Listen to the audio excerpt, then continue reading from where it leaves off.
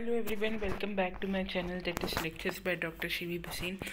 आज हम जो लास्ट टॉपिक हमने देखा था मैकेनिज्म ऑफ एंजाइम एक्शन, उसी का कंटिन्यूशन लेकर आए हैं, जो कि अगेन एमएससी जूलॉजी के फर्स्ट सेमेस्टर के पेपर का थर्ड यूनिट का टॉपिक है। मगर एंजाइमोलॉजी कहीं ना कहीं आगे बायोटेक में भी आएगा। जो दूसरे भी स्टूडेंट्स एंजाइमोलॉजी पढ़ रहे हैं कहीं ना कहीं उनके हिसाब से एंजाइम्स पढ़ रहे हैं, उनके हिसाब से ये एक इम्पॉर्टेंट टॉपिक है कि किस तरह से। पिछले वीडियो में मैंने आपको बताया था कि एंजाइम का वर्किंग का मैकेनिज्म क्या होता है। इसमें हम देखेंगे कि किस तरीके से रेगुलेट होता है एंजाइम, कौन कौन से फैक्टर्स हैं जो उसको अफेक्ट करते हैं, उसकी वर्किंग को अफेक्ट करते हैं। तो सबसे पहले हम देखेंगे introduction, factor affecting enzyme action, enzyme kinetics, है ना, एंजाइम रेगुलेशन कैसे कैसे होता है, कॉम्पिटिटिव नॉन कॉम्पिटिटिव इनहिबिटर्स क्या होते हैं, allosteric enzymes and covalently modulated enzymes, और फिर रीसेंट स्टडीज़ देखेंगे इस डायरेक्शन में। सबसे पहले मैं आपको शुरू से, जब से एंजाइम्स मैंने स्टार्ट किए तब से आपको बता रही हूँ कि एंजाइम्स जो होते हैं वो बायोलॉजिकल कैटलिस्ट होते हैं, जो कि रिएक्शन में पार्टिसिपेट करे बिना ही रिएक्शन के रेट को क्या कर देते हैं, बढ़ा देते हैं। ये एंजाइम्स जो है ये अमीनो एसिड के कॉम्बिनेशन से बने हुए होते हैं, है ना। ज़्यादातर एंजाइम्स प्रोटीन होते हैं, लेकिन पहले भी मैंने आपको बताया कि कुछ एंजाइम्स जो हैं वो आरएनए भी हो सकते हैं नेचर में। और इनकी सबसे बड़ी खूबसूरती ये होती है कि रिएक्शन में पार्टिसिपेट करते हैं, लेकिन सिर्फ रिएक्शन के रेट को बढ़ाते हैं, ये खुद रिएक्शन में पार्टिसिपेट नहीं करते, है ना। इनका काम सिर्फ कैटलिस्ट की तरह एक्ट करना होता है। और जितने भी एंजाइम्स हैं mostly they are affected by environmental factors like pH and temperature. PH से इन पर प्रभाव पड़ता है। पीएच क्या होता है, होप आप समझते होंगे, measure of hydroxyl oil concentration जो होती है उसको पीएच कहते हैं। टेम्परेचर से ये प्रभावित होते हैं, है ना, और अमाउंट ऑफ सबस्ट्रेट से ये प्रभावित होते हैं। जो रिएक्टेंट है सब्सटेंस का, है ना, वो सबस्ट्रेट कहलाता है, ठीक है। जो सब्सटेंस का जो भाग रिएक्ट करता है वो सबस्ट्रेट कहलाता है। और जैसा कि मैं मैकेनिज्म ऑफ एंजाइम एक्शन में आपको समझा चुकी हूँ कि हर एंजाइम सबस्ट्रेट स्पेसिफिक होता है। आपको ध्यान हो तो मैंने वहाँ आपको एक लॉक एंड की हाइपोथेसिस पढ़ाया था, जिसमें मैंने बताया था कि जिस एंजाइम का जो सबस्ट्रेट है उसी के साथ बाइंड करेगा, है ना, उसके अतिरिक्त किसी से बाइंड नहीं करेगा। देन एंजाइम्स जिनमें लोअर एक्टिवेशन एनर्जी होती है, उन्हें एक्टिवेशन एनर्जी की आवश्यकता होती है रिएक्शन को स्टार्ट करने के लिए, है ना। और कलेक्टिवली ये मोस्ट इम्पॉर्टेंट प्रॉपर्टीज़ बनाते हैं एंजाइम के, है ना। अब कौन कौन से फैक्टर एंजाइम एक्शन को अफेक्ट करते हैं, उसमें सबसे पहला है concentration of enzyme. Concentration of enzyme जो होती है वो भी अफेक्ट करती है एंजाइम एक्शन को, यानी कि एंजाइम का कंसंट्रेशन अगर इंक्रीज होगा तो रिएक्शन की जो प्रपोर्शन है वो क्या हो जाएगा, इंक्रीज हो जाएगा। देन जो प्रॉपर्टी यूज्ड होती है ये एक प्रॉपर्टी होती है जो कि it is used for determining the activity of serum enzyme, यानी कि जितना एंजाइम का कॉन्सेंट्रेशन होगा ना एक लेवल तक, उतनी ही जो एक्टिविटी है, रिएक्शन का जो रेट है वो बढ़ता जाएगा, ठीक है। यानी एंजाइम कॉन्सेंट्रेशन से जो रेट ऑफ रिएक्शन होता है वो डायरेक्टली प्रोपोर्शनल होता है। देन उसके बाद कंसंट्रेशन ऑफ द सबस्ट्रेट, दूसरा ये किससे प्रोपोर्शनल होता है, एक given amount of enzyme in the presence of a given amount of enzyme the rate of enzymatic reaction increases as the substrate concentration increases. जैसे जैसे सबस्ट्रेट का जो कंसंट्रेशन है वो इंक्रीज होता है, वैसे वैसे अमाउंट जो है वो एंजाइम का, अगर एंजाइम इंक्रीज हो रहा है तो एंजाइमेटिक रिएक्शन जो है वो भी इंक्रीज होगा, और जैसे जैसे सबस्ट्रेट इंक्रीज होता है वैसे वैसे भी rate of the reaction increase होगा अप टू अ पॉइंट। ये मैं आपको जब मैकेनिज्म पढ़ाया था तब मैंने आपको बता दिया था कि एक कंडीशन आती है जिसको हम एंजाइम सैचुरेशन कहते हैं, जिसका मतलब होता है कि एक हद तक सबस्ट्रेट बढ़ेगा तो रेट ऑफ एंजाइम रिएक्शन बढ़ेगा, लेकिन एक लेवल के बाद जाकर वो बढ़ना बंद हो जाएगा। इस लेवल को हम कहते हैं एंजाइम सैचुरेशन। मतलब इसके बाद आप कितना भी सबस्ट्रेट बढ़ा दीजिए, इसके बाद जो रेट ऑफ द रिएक्शन है वो इंक्रीज नहीं होगा, ठीक है। In other words the enzyme molecules are saturated with substrate, और दूसरे वर्ड्स में हम कहें तो जो एंजाइम मॉलिक्यूल्स होते हैं वो सबस्ट्रेट से जुड़े हुए होते हैं, और excess substrate molecule can not react until the substrate already है। और इसका मैं रीज़न भी बता चुकी थी कि एक बार सबस्ट्रेट क्या करेगा, एंजाइम से पूरी तरह से बाउंड कर जाएगा। तो जब तक सबस्ट्रेट एंजाइम से पूरी तरह से जुड़ा नहीं है तब तक तो रेट ऑफ द रिएक्शन बढ़ता रहेगा, लेकिन एक बार पूरे सबस्ट्रेट पूरे एंजाइम से बाउंड हो गया तो उसके बाद अब सबस्ट्रेट कितना भी बढ़ाते रहिए उसके बाद rate of the reaction increase नहीं होगा, ठीक है।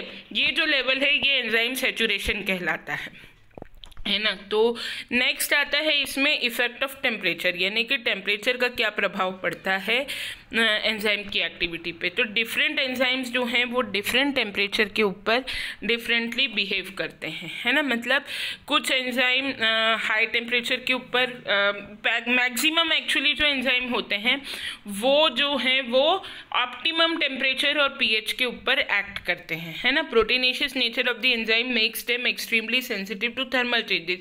Enzyme activity occurs within a narrow range of temperature compare to ordinary chemical reactions, ठीक है। एक ऑप्टिमम टेम्परेचर पे, जिस टेम्परेचर पे एंजाइम का एक्शन मैक्सिमम होता है उसे कहते हैं ऑप्टिमम टेम्परेचर, जो कि 37 to 40 डिग्री सेंटीग्रेड होता है, यानी कि जो अप्रॉक्सीमेटली जो ह्यूमन बॉडी का टेम्परेचर हम 37 डिग्री मानते हैं उसी टेम्परेचर पर आप एंजाइम्स की बेस्ट एक्टिविटी देख सकते हैं। और जैसे जैसे टेम्परेचर बढ़ता है वैसे वैसे एंजाइम की जो एक्टिविटी होती है वो रिड्यूस होती जाती है ना। तो ये ग्राफ भी आपको यही दिखा रहा है कि एक पॉइंट तक एंजाइमेटिक एक्टिविटी बढ़ेगी टेम्परेचर राइज होने से, और फिर जब टेम्परेचर इंक्रीज होगा 40 डिग्री के बाद तो जो एंजाइमेटिक एक्टिविटी है वो इवेंचुअली क्या होने लगेगी, रिड्यूस होने लगेगी। On the other hand if temperature lowers below the optimum temperature the enzyme activity lowers, और अगर टेम्परेचर ऑप्टिमम टेम्परेचर से लो होगा तो जो एंजाइम की एक्टिविटी है वो लो होगी और एक मिनिमम टेम्परेचर तक पहुंचेगी, और 0 डिग्री के ऊपर ये भी बिल्कुल रिटार्ड हो जाएगी, ठीक है। देन इसके बाद इफेक्ट ऑफ पीएच का जो इफेक्ट होता है वो भी इसी तरीके से आप देख सकते हैं एंजाइम्स के ऊपर। Potential of hydrogen pH is the best measurement for determining the concentration of hydrogen ion. यदि हाइड्रोजन आयन कंसंट्रेशन जो है वो किसी सॉल्यूशन में डिटरमाइन करना हो तो पीएच इसका बेस्ट इंडिकेटर है। It also determines whether the liquid is acidic, ये भी बताता है कि लिक्विड एसिडिक है, बेसिक है या न्यूट्रल है। Generally all the liquid with pH below 7 are called acid. 7 के बिलो के जो लिक्विड्स होते हैं वो एसिड कहलाते हैं, 7 के ऊपर जो होते हैं वो अल्कलाइंस कहलाते हैं, और 7 पीएच यदि है तो वो न्यूट्रल कहलाएगा सॉल्यूशन, है ना। तो एंजाइम्स ज़्यादातर 6.9, 7 इंच के ऊपर एक्ट करते हैं, और जो एसिडिक कंडीशन में वर्क करने वाले एंजाइम होते हैं वो भी होते हैं। जैसे स्टमक का जो पीएच है आपको पता होगा वो एसिडिक होता है, 2 होता है। प्रोटीन डाइजेस्ट करने वाले जो एंजाइम होते हैं ट्रिप्सिन वगैरह, पेप्सिन, ये सब उस एसिडिक पीएच पे काम करने के आदी होते हैं। तो हर एंजाइम का एक स्पेसिफिक अलग पीएच होता है। इससे संबंधित हम एक एक्सपेरिमेंट भी कराते हैं, सलाइवरी अमाइलेज का जो इफेक्ट है डाइजेशन पे, एंजाइम की जो वर्किंग है वो दिखाते हैं। तो उसके लिए डिफरेंट पीएच और डिफरेंट टेम्परेचर पे हम दिखाते हैं कि किस तरह से सलाइवरी अमाइलेज अफेक्ट हो रहा है, अगर पीएच बढ़ा रहा है या पीएच घटा रहे हैं। सलाइवरी अमाइलेज का फंक्शन होता है 6.9 पीएच के आसपास वो वर्क करता है, नियर टू न्यूट्रल। अगर पीएच बढ़ जाए तो उसकी एक्टिविटी कैसे प्रभावित होगी, और अगर पीएच घट जाए तो उसकी एक्टिविटी कैसे प्रभावित होगी, इसका एक एक्सपेरिमेंट कराते हैं हम डिपार्टमेंट में।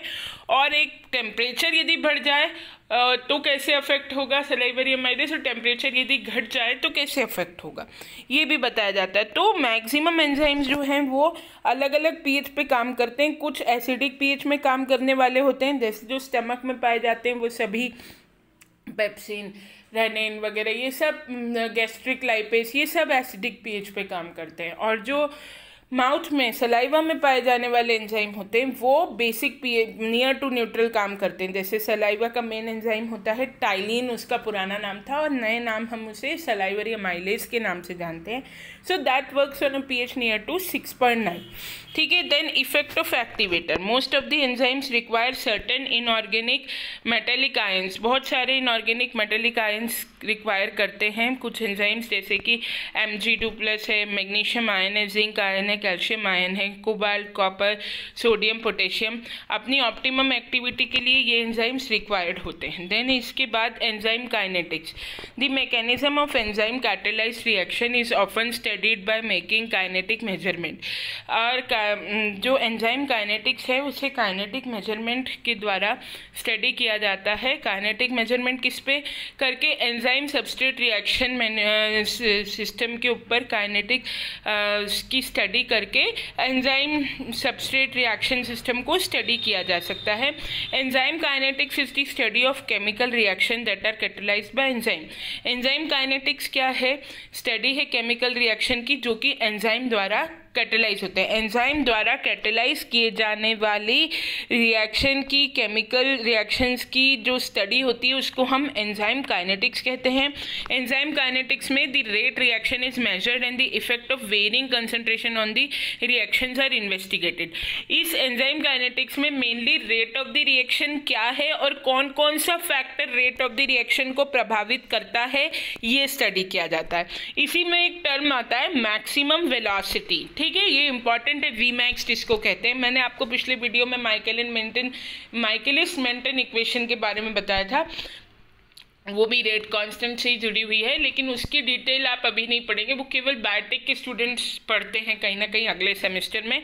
आप लोगों के सिलेबस में नेम्ड टॉपिक नहीं है, इसलिए मैंने ज़्यादा डिटेल में नहीं बताया। Vmax क्या होती है ये देख लेते हैं। Increasing the substrate concentration indefinitely does not increase the rate of the enzyme catalysed reaction beyond a certain point. जैसा कि मैं शुरू से बता रही हूँ कि सबस्ट्रेट एक हद तक बढ़ेगा तो रेट ऑफ द रिएक्शन बढ़ेगी। एक हद के बाद जब पूरा एंजाइम सबस्ट्रेट से बाउंड हो गया है उसके बाद यदि सबस्ट्रेट बढ़ता है तो रेट ऑफ द रिएक्शन नहीं बढ़ेगी, वो सैचुरेशन अचीव हो जाएगा। एंजाइम सैचुरेशन कहेंगे उस पॉइंट को। This point is reached when there is enough of substance has bound to the enzymes active site. The maximum velocity और Vmax is the rate of the reaction. Under these conditions, Vmax reflect how fast the enzyme can catalyze the reaction. और Vmax ये maximum velocity क्या है? उस परिस्थिति का rate of the reaction है जब सारा का सारा सबस्ट्रेट जाके एंजाइम से बाउंड हो गया है, ठीक है। जब सारा सबस्ट्रेट जाके एंजाइम से बाउंड हो जाएगा तो उस समय जो वेलोसिटी होगी वो Vmax कहलाएगी, है ना। Vmax is given by asymptote to velocity curve as the substrate concentration is extrapolated to infinity. Notice that Km stays constant for two enzymes. यहाँ जो Michaelis constant है ये दो enzymes के लिए constant रहेगा। Michaelis constant क्या है? Enzymes having varying tendency to combine with their substrate, ठीक है। हर enzyme की अपने substrate के साथ जुड़ने की एक अलग अलग क्षमता होती है। And enzymes Km describes the substrate concentration at which half the enzyme's active site are occupied by substrate.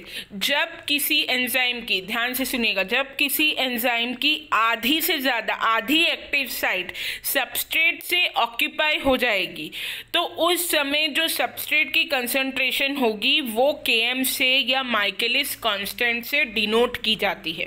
जब किसी एंजाइम की एक्टिव साइट समझते हैं वो जगह जहाँ सबस्ट्रेट उससे बाइंड करेगा, आधी से ज़्यादा एक्टिव साइट सबस्ट्रेट द्वारा ऑक्यूपाई कर ली जाएगी, सबस्ट्रेट द्वारा घेर ली जाएगी, सबस्ट्रेट आधी से ज़्यादा एक्टिव साइट पे एंजाइम की जाके जुड़ जाएगा तो उस समय जो सबस्ट्रेट की कंसंट्रेशन होगी वो माइकेलिस कांस्टेंट ये Km कहलाती है। High Km means a lot of substrate must be present to saturate the enzyme. ज़्यादा Km है मतलब कि एंजाइम से ज़्यादा मात्रा में सबस्ट्रेट जुड़ा हुआ है, meaning that the enzyme has low affinity for the substrate. और इससे ये भी सिद्ध होता है कि थोड़े एंजाइम से ज़्यादा मतलब सबस्ट्रेट जुड़ा हुआ, मतलब कि एंजाइम की जो एफिनिटी, उसका जो लगाव है सबस्ट्रेट के प्रति वो कम है। एंजाइम को एक्टिवेट करने के लिए ज़्यादा मात्रा में सबस्ट्रेट की रिक्वायरमेंट है, यानी एंजाइम का जो सबस्ट्रेट के प्रति लगाव है, जो उसकी एफिनिटी है वो कम है। On the other hand A low Km means only a small amount of substrate is needed to saturate the enzyme. दूसरी एंड पर एक लो Km का मतलब होता है कि स्मॉल अमाउंट का जो सबस्ट्रेट है वही नीडेड होता है एंजाइम को सेचुरेट करने के लिए, जिससे कि हाई एफिनिटी फॉर सबस्ट्रेट बताई जा सकती है। इससे बताया जा सकता है कि सबस्ट्रेट के लिए हाई एफिनिटी है ना। अगर ज़्यादा कम अमाउंट का सबस्ट्रेट जो है Km अगर लो है तो मतलब थोड़ा सा सबस्ट्रेट जाके एंजाइम को सेटिस्फाई कर रहा है, थोड़े से सबस्ट्रेट से ही एंजाइम एक्टिवेट हो रहा है। इसका मतलब कि एंजाइम की एफिनिटी हाई है सबस्ट्रेट के लिए, उसका जो लगाव है सबस्ट्रेट के लिए वो हाई है। Graphically Km is the substrate concentration that gives the enzyme 1/2 of Vmax। Graphically यदि हम देखें तो Km क्या है, वो सबस्ट्रेट कंसंट्रेशन है जो कि 1/2 है किसका, Vmax का। ठीक है, Vmax मैंने आपको ऊपर बताया था कि इंक्रीजिंग द सबस्ट्रेट कंसंट्रेशन, एक पॉइंट के बाद यदि आप सबस्ट्रेट कंसंट्रेशन को मतलब बढ़ा भी दें तो आपका जो एंजाइम है उसका रेट, जो रिएक्शन का रेट है वो नहीं बढ़ेगा। तो Km जो है वो क्या है, Vmax का हाफ है। Vmax मतलब फुल्ली जो आपका एंजाइम सबस्ट्रेट कॉम्प्लेक्स है वो बन चुका है और इसके ऊपर अब रिएक्शन का रेट नहीं बढ़ेगा। और Km मतलब आधा एंजाइम का एक्टिव साइट सबस्ट्रेट द्वारा ऑक्यूपाई कर ली गई, तो Vmax का आधा क्या हुआ, Km हुआ। ठीक है, ऑल्दो इट में look like Vmax drops if the graph is extended. और Vmax जो है वो दो एंजाइम के लिए मतलब Vmax जो है वो एक पॉइंट तक बढ़ेगा और उसके बाद जाके घटना चालू होगा। और Vmax का हाफ क्या है, Km। हाफ मतलब Vmax मतलब पूरी तरीके से पूरे एंजाइम के एक्टिव साइट जो है वो सबस्ट्रेट द्वारा घेर लिए गए हैं और अब आप और सबस्ट्रेट भी बढ़ा देंगे तब भी रेट ऑफ द रिएक्शन नहीं बढ़ेगा। और Km मतलब एंजाइम के आधे से आधे एक्टिव साइट्स को घेर लिया गया है और आधा एंजाइम जो है वो सबस्ट्रेट द्वारा ऑक्यूपाई हो गया है, वो Km है। तो हम कह सकते हैं कि Vmax का हाफ क्या है, Km है। अब रेगुलेशन ऑफ एंजाइम, एंजाइम की रेगुलेशन का मतलब है कि ऐसे रेगुलेटरी एंजाइम्स होते हैं जो कि बायोकेमिकल पाथवे में बहुत इंपॉर्टेंट रोल प्ले करते हैं। रेगुलेशन शब्द से आप क्या समझते हैं? रेगुलेशन का मतलब है कि अगर कोई एंजाइम या कोई सब्सटेंस ऐसा है जो रेट ऑफ द रिएक्शन को जब ज़रूरत पड़े तो बढ़ा दे और जब ज़रूरत नहीं हो तो घटा दे।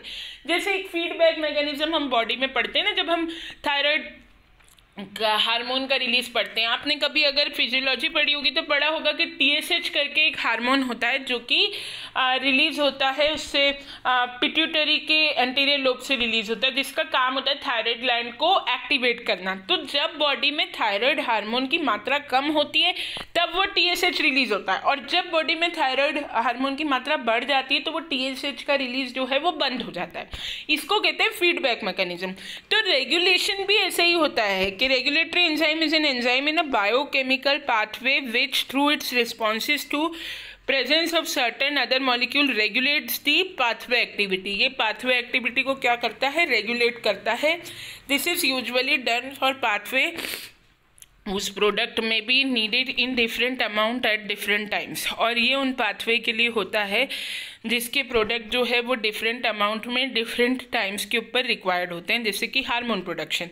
Regulatory enzyme exist in high concentration, high concentration में रेगुलेटरी एंजाइम्स पाए जाते हैं।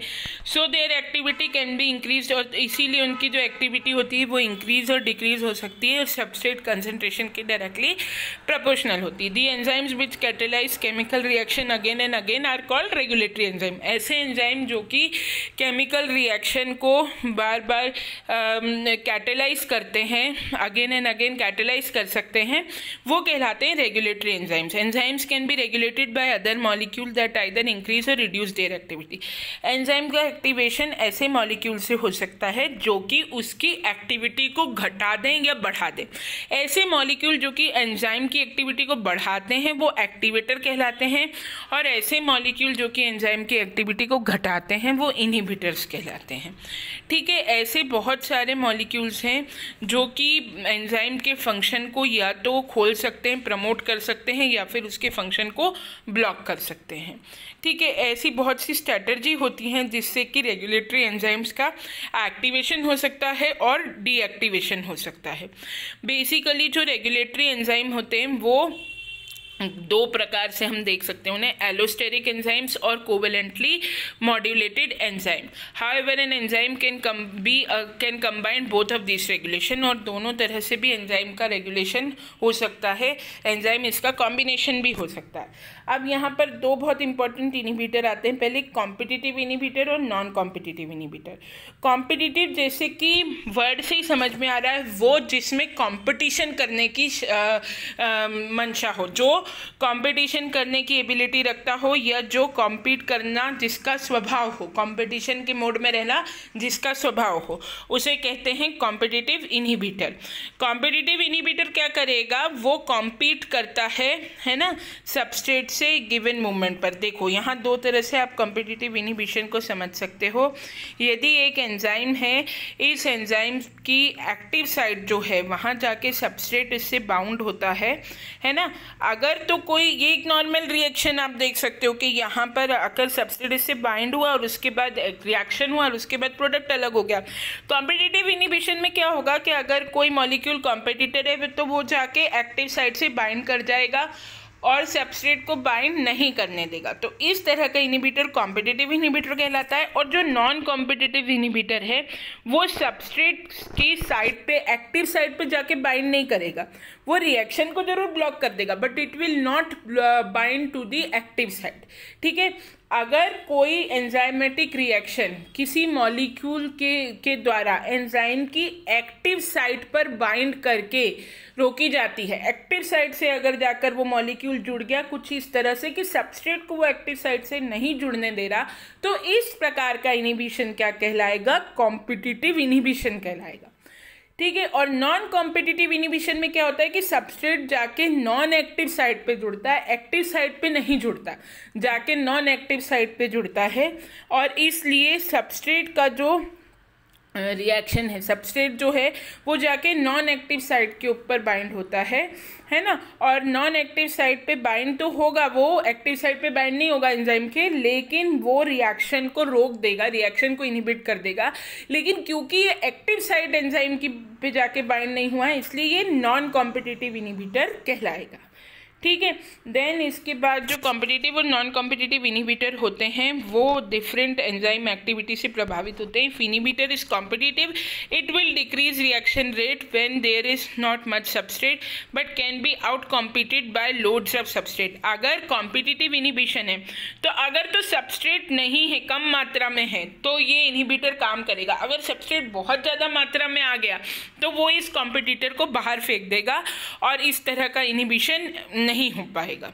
ठीक है, इसके बाद भी मतलब कॉम्पिटिटिव इनहिबिशन में यदि सबस्ट्रेट का अमाउंट ज़्यादा है तो रिएक्शन जो है वो प्रोसीड करेगी।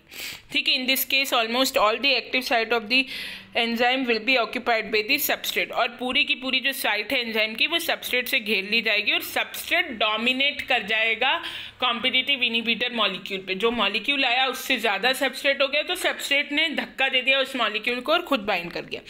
अगर इनहिबिटर नॉन कॉम्पिटिटिव है तो enzyme catalysed reaction will never reach its normal maximum rate even with a lot of substrate. अगर नॉन कॉम्पिटिटिव इनहिबिटर है मतलब वो दूसरी जगह जाके लग रहा है तो उसे कोई फर्क नहीं पड़ता, कितना भी सबस्ट्रेट आके एक्टिव साइट पे लग जाए वो अपना काम, वो दीमक की तरह एंजाइम के रेट को दूसरी जगह से चाटता रहेगा। उसे कोई फर्क नहीं पड़ेगा कि सबस्ट्रेट एक्टिव साइट पे कितनी भी मात्रा में आकर लग जाए, वो दूसरी जगह से जुड़ के और अपना काम रिएक्शन के रेट को लो करता रहेगा।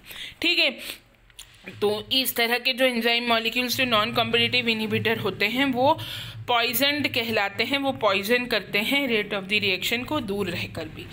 ठीक है, अब substrate enzyme inhibited by both type of inhibitor, ये कॉम्पिटिटिव इनहिबिटर और नॉन कॉम्पिटिटिव इनहिबिटर। ठीक है, रेट ऑफ द रिएक्शन जो है वो इस तरह से अफेक्ट होता है कॉम्पिटिटिव इनहिबिटर से और नॉन कॉम्पिटिटिव इनहिबिटर से। Then allosteric regulation, allosteric regulation broadly speaking is just any form of regulation where the regulatory molecule binds to the enzyme some place other than the active site. मतलब अगर कोई भी inhibition ऐसा inhibition है जहाँ कोई भी रेगुलेटरी मॉलिक्यूल एंजाइम से एक्टिव साइट के अतिरिक्त जाके बाइंड करता है तो इस प्रकार का इनहिबिशन एलोस्टेरिक इनहिबिशन कहलाता है।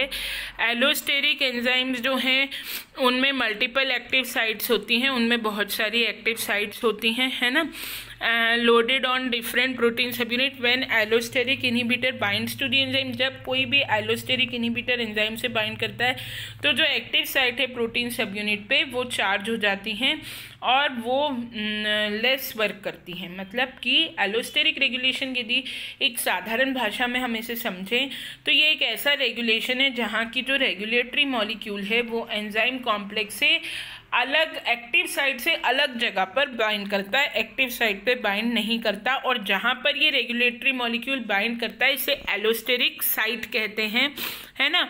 और एलोस्टेरिक इनिबिटर जब एंजाइम से बाइंड करता है तो all the active site on the protein सब यूनिट्स आर चेंज्ड स्लाइटली, ताकि वो एलोस्टेरिक एंजाइम जो है वो एलोस्टेरिक रेगुलेशन जो है उसमें जो एलोस्टेरिक मॉलिक्यूल होगा वो एंजाइम की एक्टिव साइट पे न बाइंड करते हुए एक्टिव साइट से अतिरिक्त जगह पर बाइंड करेगा, परंतु कुछ इस प्रकार से बाइंड करेगा कि जैसे ही वो बाइंड करेगा वैसे ही समस्त एक्टिव साइट्स एंजाइम की कुछ परिवर्तित हो जाएंगी, उनमें कुछ चेंजेस आ जाएंगे और जो बाइंडिंग एफिशिएंसी उनकी सबस्ट्रेट से वो भी कम हो जाएगी और rate of the reaction ultimately decrease हो जाएगा। ठीक है, तो ये एलोस्टेरिक रेगुलेशन का एग्जांपल अब डायग्राम से देख सकते हैं कि एक्टिवेटर जाके एक्टिव साइट की अलग जगह पे, एक्टिव साइट पे बाइंड नहीं करा, कहीं और जाके बाइंड करा, लेकिन उसने एक्टिव साइट में क्या दे दिया, परिवर्तन दे दिया और रेट ऑफ द रिएक्शन को घटा दिया।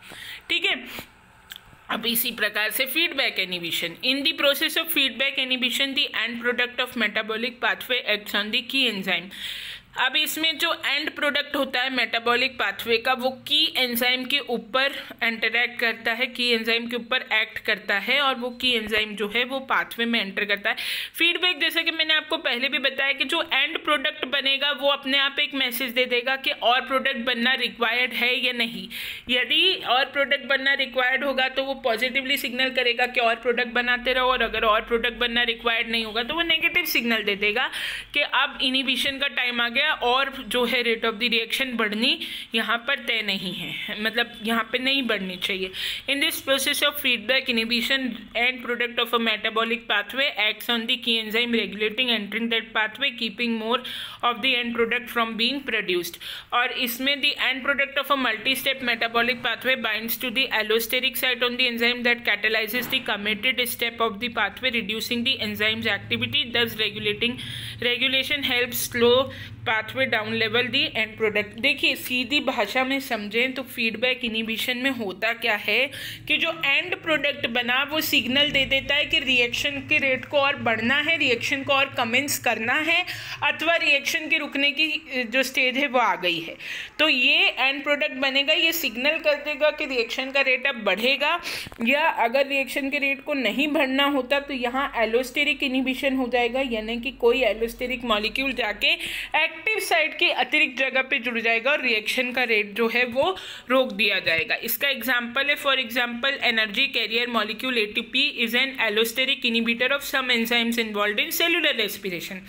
एटीपी जो है वो सेलुलर रेस्पिरेशन में इन्वॉल्व्ड एंजाइम्स का एलोस्टेरिक इनहिबिशन करता है, a process that makes ATP to power cellular reactions.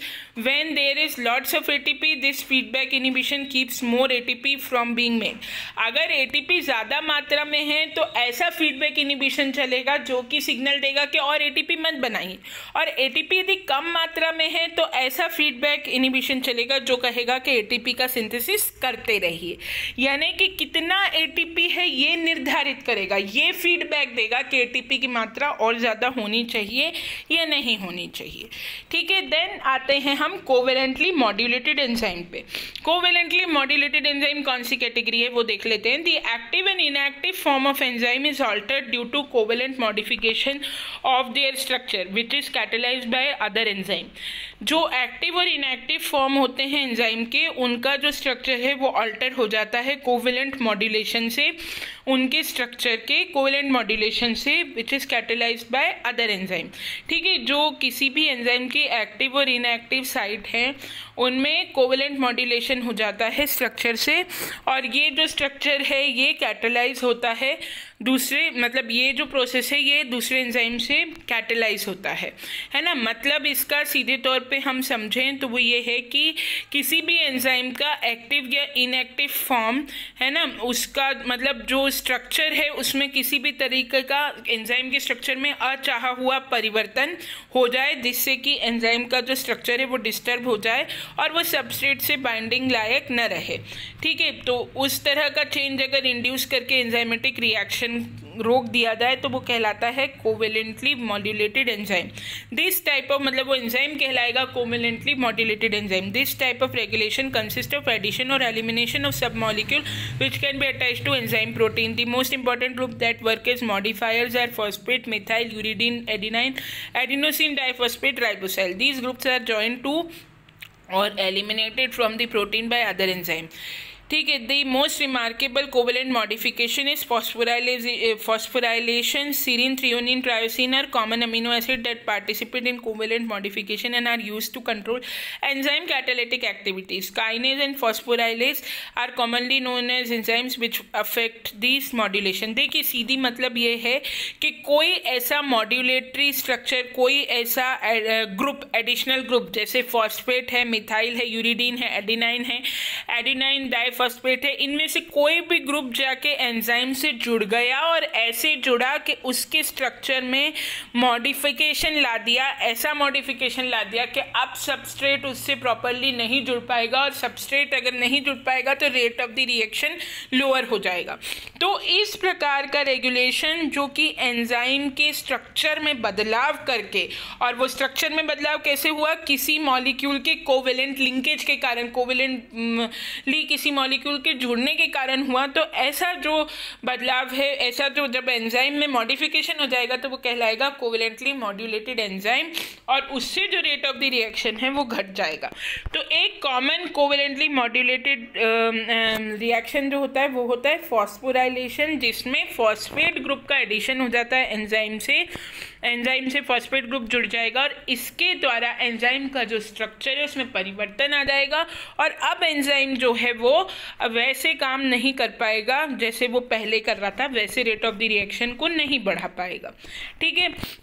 Phosphoryl group का जो एडिशन है एंजाइम को, वो कैसे होगा, काइनेस एंजाइम की मदद से फॉस्फेट ग्रुप का एंजाइम में एडिशन होगा। ठीक है। और phosphorylation as a regulatory mechanism is due to the ease of changing from phosphorylate to dephosphorylate form. Phosphorylization जो है वो उतनी ही जल्दी डीफॉस्फोराइलेशन में भी बदल सकता है। The enzyme will be functional at the time when the cell needs the reaction to happen. ये भी हो सकता है कि फॉस्फोराइलेशन हुआ, फॉस्फेट ग्रुप जाके एंजाइम से अटैच हुआ, अब जब हमें रिएक्शन चाहिए तो ये फॉस्फेट ग्रुप हट जाएगा और रिएक्शन होने लगेगा, और जब हमें रिएक्शन नहीं चाहिए, जब एंजाइम को रिएक्शन नहीं चाहिए या जब बॉडी को रिएक्शन की रिक्वायरमेंट नहीं है, तो ये फॉस्फेट ग्रुप फटाफट अटैच होगा। जब फॉस्फेट ग्रुप जुड़ेगा तो रिएक्शन का रेट रुकेगा, रिएक्शन का रेट प्रभावित होगा। जब फॉस्फेट ग्रुप हटेगा, डीफॉस्फोराइलाइजेशन होगा, तो रिएक्शन जो है वो वापस से चालू हो जाएगी। ठीक है। तो यानी इसी तरह से रिएक्शन रेगुलेट हो रही है। Phosphorylation changes the conformation of an enzyme to a more active और इनएक्टिव वे। फॉस्फोराइलेशन जो है वो एंजाइम का जो कन्फर्मेशन है उसे चेंज करता रहेगा।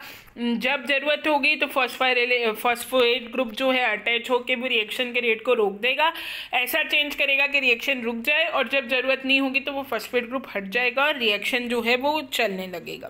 ठीक है। हर फॉस्फेट ग्रुप में 2 नेगेटिवली चार्जेस होते हैं।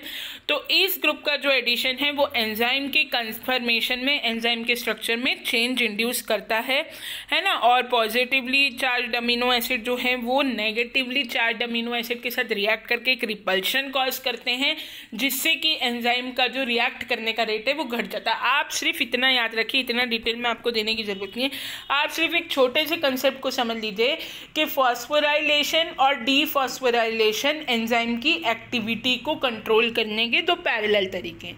जब एंजाइम की activity rate of the reaction चाहिए होगा तो फॉस्फेट ग्रुप नहीं जुड़ेगा, और जब नहीं चाहिए होगा तो फॉस्फेट ग्रुप जुड़ जाएगा। उसके पास दोनों तरह के चार्जेस हैं, पॉजिटिव और नेगेटिव अमीनो एसिड है, जो एंजाइम से जुड़ते ही उसके स्ट्रक्चर में चेंज करेंगे और रिएक्शन को रोक देंगे। और जब रिएक्शन चाहिए होगा, जब ये चाहिए कि रिएक्शन हो, तो ये फॉस्फेट ग्रुप तुरंत हट जाएगा, डीफॉस्फोराइलेशन हो जाएगा, और रेट ऑफ द रिएक्शन वैसे ही क्या करेगा, चलने लगेगा, नॉर्मल हो जाएगा। इसी तरीके से दूसरा कोवेलेंट मॉड्यूलेशन का एग्जांपल है proteolysis. Some enzymes need to go to a maturation process to be activated.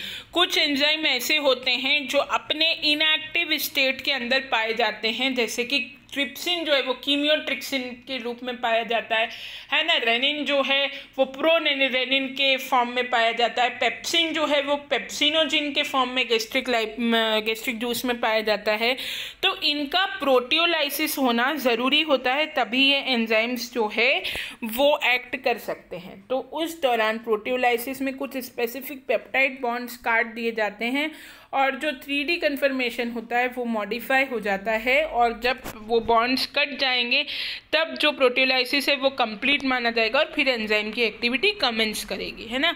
Proteolysis is irreversible and normally a non specific process. ये इरिवर्सिबल है, जैसे कि पेप्सिनोजिन से पेप्सिन बन सकता है लेकिन पेप्सिन से वापस पेप्सिनोजिन नहीं बन सकता, ठीक है। This same activator can modulate different regulatory enzyme. Once trypsin is activated it will activate many other hydrolytic enzyme. Trypsin activate होगा तो वो दूसरे हाइड्रोलाइटिक एंजाइम्स को एक्टिवेट करेगा।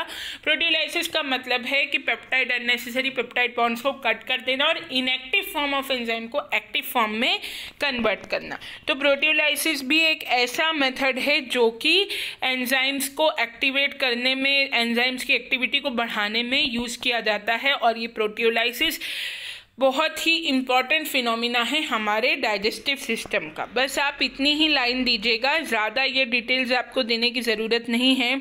इसमें थोड़ा सा ये बताया है कि हाइड्रोलाइजिंग एंजाइम्स की सिंथेसिस और उनका हाइड्रोलाइसिस कैसे होता है, पहले उनका प्रोटियोलाइसिस होता है, कौन कौन से एंजाइम का प्रोटियोलाइसिस होता है। तो ये कॉम्पिटिटिव के लिहाज से आप देख लीजिएगा। बाकी बस आपको अपने एग्जाम में नोट में जो एमएससी का आप नोट लिखेंगे उसमें इतना देना पर्याप्त है कि 2 तरह से कोवेलेंट मॉड्यूलेशन होता है। एक होता है प्रोटियोलाइसिस से और दूसरा जो इससे पहले फॉस्फोराइलेशन और डिफॉस्फोराइलेशन पढ़ाया था उससे होता है, ठीक है। इससे ज़्यादा डिटेल में मत जाइएगा, ऑलरेडी टॉपिक थोड़ा लंबा हो गया, आप अपने अनुसार उसे कट शॉर्ट कर लीजिएगा। रीसेंट स्टडी देख लेते हैं फटाफट से इस फील्ड में क्या हुई है। 2014 में एक्सेक्सुन और डाई ने डी यूनिक्यूबाइटाइजेशन ऑफ एंजाइम्स के ऊपर और एंजाइम रेगुलेशन कैसे होता है उसके पाथवे के ऊपर काम किया है। और 2020 में एमएफ खान और उनके कंपेनियंस ने वर्क किया था एंजाइम रिस्पॉन्सिव और एंजाइम मोबिलाइज्ड नैनो प्लेटफॉर्म्स के ऊपर। ये एक इम्पॉर्टेंट रिसर्च है एंजाइम की मैकेनिज्म और उसके फंक्शन को समझने के लिए, ठीक है। कंक्लूजन की बात करें तो हम ये समझ सकते हैं कि एंजाइम का जो रेट ऑफ द रिएक्शन है वो काफ़ी सारे फैक्टर्स के ऊपर निर्भर करता है कि सबस्ट्रेट का कॉन्सेंट्रेशन कितना है, सबस्ट्रेट जाके कैसे बाइंड करता है, वीमैक्स और केमैक्स पर डिपेंड करता है। वीमैक्स मतलब कि पूरा का पूरा जब एक्टिव साइट जो है वो सबस्ट्रेट से ऑक्यूपाई हो जाए तो वीमैक्स कहलाती है, और उसका आधा यानी कि आधी एक्टिव साइट जब सबस्ट्रेट से ऑक्यूपाई हो तो वो केमैक्स कहलाती है। फिर एंजाइम को किस तरह से रेगुलेट किया जा सकता है, उसकी किस तरह से एक्टिविटी जो है वो बढ़ाई या घटाई जा सकती है, ये हमने इसमें समझा।